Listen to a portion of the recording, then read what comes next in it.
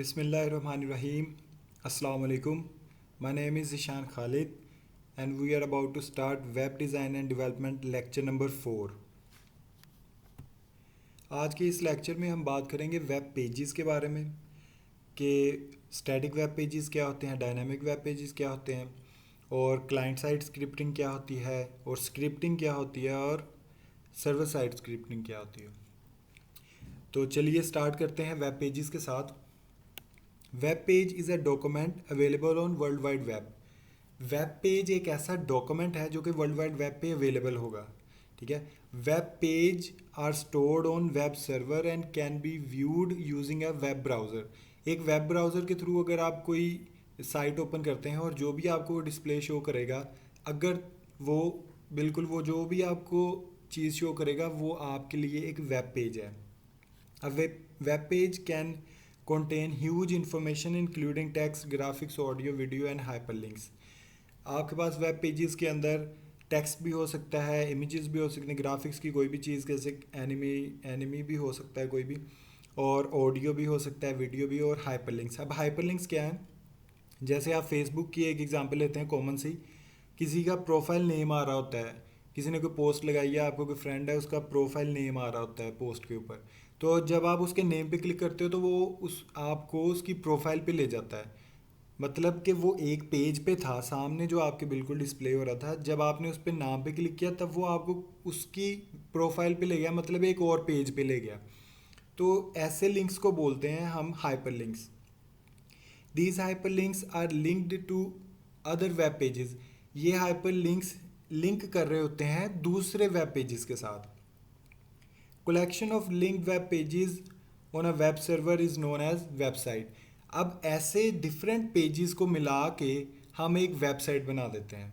ठीक है। जैसे आपकी बुक के अंदर डिफरेंट पेजेस होते हैं, सपोज करो कि पेज नंबर 1 है, उसके ऊपर चैप्टर नंबर 1 लिखा है, और आगे पेज नंबर 2 है, उसके ऊपर उसकी कुछ डिस्क्रिप्शन, और इसी तरीके से आगे सो ऑन आपके पास चलता है। जब वो पेज आप सेपरेट करते हो तो हमारा वो कहलाता है एक वेब पेज। ठीक है। और इसी तरीके से जब आप बुक के अंदर वो लगा देते हो और बुक बाइंड हो जाती है, तब वो पेजेस तो सिंगल सिंगल ही हैं सारे, लेकिन वो वहाँ पर अब कलेक्शन शो कर रहे हैं अपनी। तो इस तरीके से वेबसाइट में भी डिफरेंट पेजेस होते हैं, तब वो वेबसाइट कहलाती है। जिस वेबसाइट में डिफरेंट पेजेस हो तो वो वेबसाइट कहलाएगी। There is uniform resource locator is associated with each web page. अब हर वेब पेज का एक यूनिक जो है रिसोर्स लोकेटर होगा। जिस तरह से हर पेज का बुक के अंदर एक स्पेसिफिक यूनिक पेज नंबर होता है, इसी तरीके से यहाँ पर उसका यूनिफॉर्म रिसोर्स लोकेटर होगा यूनिक, जो कि उस पेज का एड्रेस होगा। अब आगे हमारे पास डिफरेंट दो टाइप्स के वेब पेजेस आते हैं। पहला है static web page. Static web page are also known as flat और stationery web page. They are loaded on the client browser as exactly they are stored on the web server.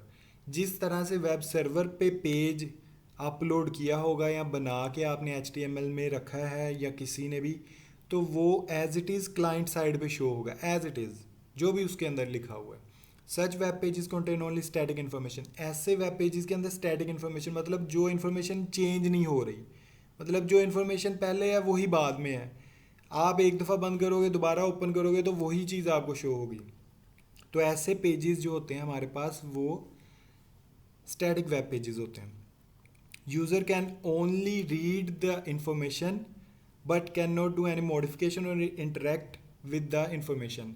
अब user जो है वो सिर्फ उस information को use कर सकता है, सिर्फ उसे देख सकता है, ना कि उसको मॉडिफाई कर सकता है या उसके साथ कोई इंटरेक्ट कर सकता है। Static web pages are created using only HTML। सिर्फ HTML को यूज़ करके स्टैटिक वेब पेज बन जाता है।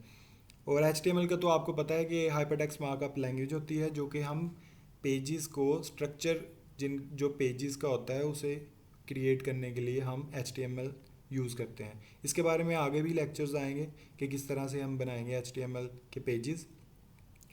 तो अभी के लिए सिर्फ इतना याद रखें कि स्टैटिक वेब पेजेस में सिर्फ जो है हम HTML भी सिर्फ यूज़ कर सकते हैं।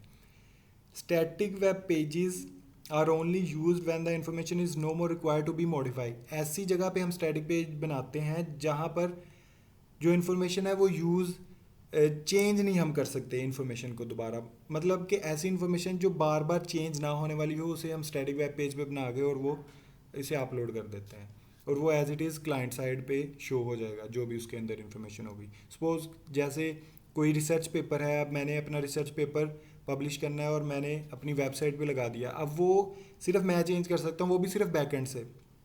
लेकिन जो यूज़र है जो क्लाइंट साइड पे देख रहा है उसको, वो सिर्फ उसे पढ़ सकता है, ना कि उसके अंदर कोई चेंज कर सकता है। ये इसकी एक एग्जांपल है। Request for web page, internet पे रिक्वेस्ट गई, जो भी वेब सर्वर होगा उसके पास स्टैटिक वेब पेजेस हैं और वो आपको HTML फाइल उसी तरीके से शो कर देगा जिस तरह से उसके पास स्टोर है। तो ये इसकी छोटी सी एग्जांपल है स्टैटिक वेब पेज की। अब बात करेंगे डायनामिक वेब पेज की। तो जैसे हमने स्टैटिक का देखा कि वो तो बिल्कुल जैसे जो चीज़ पहले थी वही चीज़ बाद में है, जो चीज़ सर्वर साइड पे पड़ी है वही हमें शो कर रहा है। और इसी तरीके से डायनामिक जो है ये बिल्कुल इसका ऑपोजिट है। Shows different information at different points of time. Different points of time मतलब कि 1 घंटा पहले अगर आपने देखा था तो तब आपको कुछ और शो हो रहा था, तभी सेम आपने पेज को ओपन किया और आपको उस पर इंफॉर्मेशन जो है वो डिफरेंट शो हो रही है। It is possible to change a portion of a web page without loading the entire web page. इसमें क्या होता है कि जैसे आपके पास स्कोर चल रहा होता है, आप गूगल पे कहीं मैच देख रहे हो अगर, तो वीडियो नहीं देख रहे बल्कि आप मैच की इन्फॉर्मेशन ले रहे हो, तो आपको उसी पेज पे वो रिफ़्रेश करता जाएगा कि इतनी बॉल्स रह गई हैं और इतना स्कोर हो गया है। उसके लिए आपको पेज को बार बार पूरे पेज को रीलोड नहीं करना पड़ेगा, बल्कि एक पोर्शन जो है उसी पे न्यू इन्फॉर्मेशन आती जाएगी सर्वर साइड से। It has it has been made possible using AJAX technology. अब एजेक्स टेक्नोलॉजी के थ्रू ये पॉसिबल हुआ। AJAX stands for asynchronous JavaScript and XML. XML ये स्टैंड करता है ये। नेक्स्ट है server side dynamic web pages.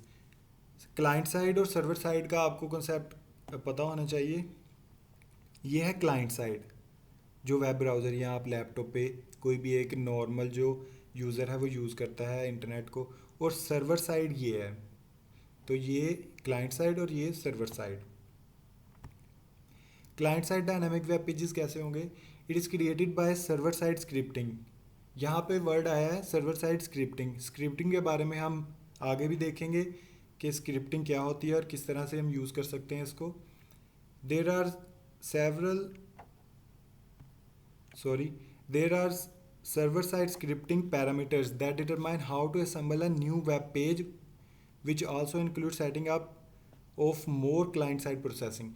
अब सर्वर साइड स्क्रिप्टिंग के जो पैरामीटर्स होंगे वो डिटरमाइन करेंगे कि अगर न्यू पेज आया है तो वो किस जगह पे उसे अप्लाई करेंगे सर्वर साइड पे, ठीक है। और इसी तरीके से वो प्रोसेस तो होना है क्लाइंट के लिए, क्लाइंट साइड के लिए। तो ये सर्वर साइड स्क्रिप्टिंग की एक थोड़ी सी डायनामिक जो पेजेस हैं वहाँ पर उसे असेंबल करने के लिए सिर्फ है। जो सर्वर साइड पे डायनामिक वेब पेजेस हैं उसे असेंबल करने के लिए कि किस कौन सा पेज पहले आएगा कौन सा पेज बाद में आएगा, उसे असेंबल करने के लिए server side dynamic web pages होते हैं। Client side dynamic web pages क्या होते हैं? It is processed using client-side scripting such as JavaScript and then passed to the document object model। अब इसी तरीके से जो क्लाइंट साइड स्क्रिप्टिंग होती है उसके थ्रू हम जो क्लाइंट साइड पे डायनामिक वेब पेजेस को मॉडिफाई या उन्हें देख सकते हैं, प्रोसेस कर सकते हैं उनको। And then pass to document object. Document object model एक ऐसा मॉडल है जो कि रिप्रेजेंट करता है हमारे पेज को इन अ लॉजिकल ट्री, ठीक है। और ये इसकी एक छोटी सी एग्जांपल है। क्लाइंट साइड से रिक्वेस्ट गई वेब पेज की, request for web page over the internet, web server is processing request. अब जो रिक्वेस्ट आई थी उसको वो प्रोसेस कर रहे हैं PHP इंटरप्रेटर के साथ, और SQL डेटाबेस है, और फिर डायनामिक पेज इस तरह से वापस जो है क्लाइंट को मिलेगा। अब बात करेंगे स्क्रिप्टिंग लैंग्वेजेस की। Scripting languages are like programming languages that allows us to write program in the form of script. These scripts are interpreted, not compiled and executed line by line. अब scripting languages एक ऐसी programming type languages होती हैं जो कि हम commands जैसे command देते हैं उसी तरह से हम स्क्रिप्टिंग लैंग्वेजेस को यूज़ करते हैं, और ये इंटरप्रेटर की तरह वर्क करती हैं। जैसे इंटरप्रेटर में लाइन बाय लाइन वो प्रोसेस या कंपाइल करता है हमारी कोडिंग को, तो यहाँ पर भी स्क्रिप्ट्स लाइन बाय लाइन जो है वो एग्जीक्यूट होंगी, ना कि कंपाइल जैसे पूरा प्रोग्राम हम लिखते हैं और वो कंपाइल होता है, बल्कि ये लाइन बाय लाइन एग्जीक्यूट होंगी। Scripting languages is use to create dynamic web pages. Dynamic web pages हम बना सकते हैं यूजिंग स्क्रिप्टिंग लैंग्वेजेस। अब स्क्रिप्टिंग लैंग्वेजेस बोथ साइड पे यूज़ होती हैं, क्लाइंट साइड पे भी और सर्वर साइड पे भी। अब जो क्लाइंट साइड पे यूज़ होती हैं वो कौन कौन सी हैं? Client side scripting refer to the program that are executed on client side. जो भी कोई प्रोग्राम क्लाइंट साइड पे हम रन करवाना चाहते हैं तो वो क्लाइंट साइड स्क्रिप्टिंग होगी। Client side scripting contains the instruction for the browser to be executed in response to certain users action। कोई सर्टन ऐसा यूज़र ने एक्शन किया उसके अगेंस्ट वेब ब्राउज़र पे ही आपको कोई मैसेज आ जाता है। जैसे आपने अपनी एज मेंशन की है, अब कहीं पे आप अपनी आईडी बना रहे हो तो वहाँ पे आपने जैसे पासवर्ड वो कहते हैं कि कैपिटल होना चाहिए और उसके अंदर नंबर भी आए, और अगर आप वो नहीं देते तो आपको उसी के ऊपर मैसेज आ जाता है उसी पेज के ऊपर। तो ऐसी ये क्लाइंट साइड स्क्रिप्टिंग होती है कि जो क्लाइंट साइड पे वर्क करे। Client side scripting programs can be embedded into HTML files and also can be kept as separate file. इनको सेपरेट फाइल में भी रख सकते हैं और एचटीएमएल के साथ भी एम्बेड कर सकते हैं। Following list describes commonly used client side scripting languages. जो बहुत कॉमनली यूज़ होती हैं हमारे पास वो ये हैं। जावास्क्रिप्ट बहुत कॉमन यूज़ होती है, ये हम पढ़ेंगे भी आगे। It is prototype based scripting language. It inherits its naming conversion from Java.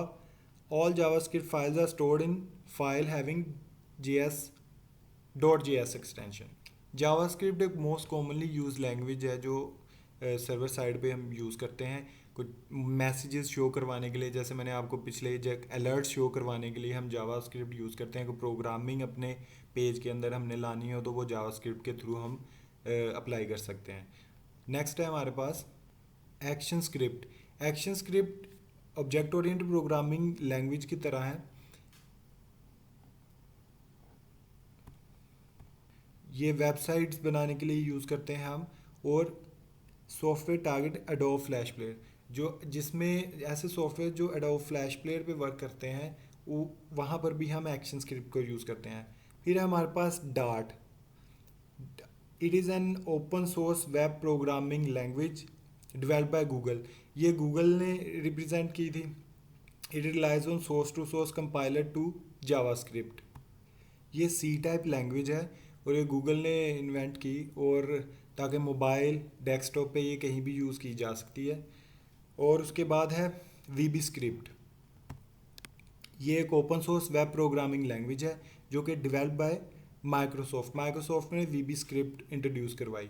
इसके अंदर क्या है, आप जावास्क्रिप्ट भी यूज़ कर सकते हो और static type class based object oriented programming language भी। और डार्ट भी जो है ये भी सी टाइप है, इसके अंदर भी क्लासेस आप यूज़ कर सकते हो और वीबी में भी क्लासेस यूज़ कर सकते हो। लेकिन क्या है कि ये गूगल ने इन्वेंट की और रिप्रेजेंट की, और ये माइक्रोसॉफ्ट ने। अब बात करेंगे सर्वर साइड स्क्रिप्टिंग की। तो सर्वर साइड पे भी स्क्रिप्टिंग यूज़ होती है, और वो क्या करती है, acts as an interface for the client and also limit the user access the resources on web server. अब रिसोर्सेज कौन कौन से यूज़र्स यूज़ कर सकते हैं, इस चीज़ को मैनेज करना स्क्रिप्टिंग जो है सर्वर साइड स्क्रिप्टिंग का काम है ये। और it can also collects the user characteristics in order to customise response. अब जैसे आप यूट्यूब पे अगर आप स्टडी से रेलिवेंट चीज़ों को सर्च करते रहते हो तो आपको वो वैसी ही चीज़ें शो करने लग जाता है। जैसे मतलब कैरेक्टरिस्टिक्स जो यूज़र देखना चाहता है उसी के अगेंस्ट वो आपको एक रिस्पॉन्स देने लग जाता है सर्वर साइड। ठीक है, तो इस तरह की स्क्रिप्टिंग लैंग्वेजेस हैं हमारे पास काफ़ी जो हम कॉमनली यूज़ करते हैं, वो देखते हैं। Following list is commonly used server side scripting languages. ASP बहुत कॉमनली यूज़ करते हैं। Active server pages is a server side scripting engine to create dynamic pages. Dynamic pages को क्रिएट करने के लिए ASP हम यूज़ करते हैं। It supports component object model, जिस तरह डॉम था वहाँ पे डॉक्यूमेंट ऑब्जेक्ट मॉडल, इसी तरह से कंपोनेंट ऑब्जेक्ट मॉडल है, विच enables ASP websites to access functionality of libraries such as DLL। DLL का आपको पता है, डायनामिक लिंक लाइब्रेरी बोलते हैं इसको। तो ऐसी फंक्शनैलिटी वो प्रोवाइड करती है जो ASP को चाहिए होती है वहाँ पर। फिर है active VFP, Visual FoxPro की एब्रीवेशन है।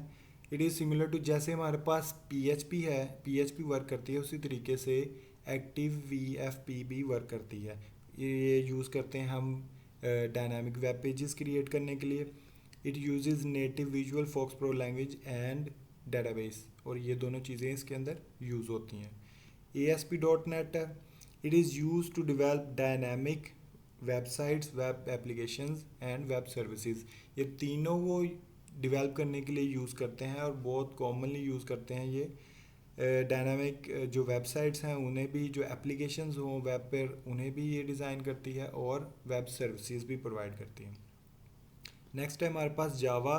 जावा हम एंड्रॉयड में भी यूज़ करते हैं। Java server pages are use for creating dynamic web pages.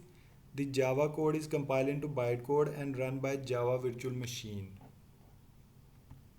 Next बात करेंगे मोस्ट इम्पोर्टेंट आई थिंक कि Python it supports multiple programming paradigms such as object oriented को भी ये कवर करती है एंड फंक्शनल प्रोग्रामिंग।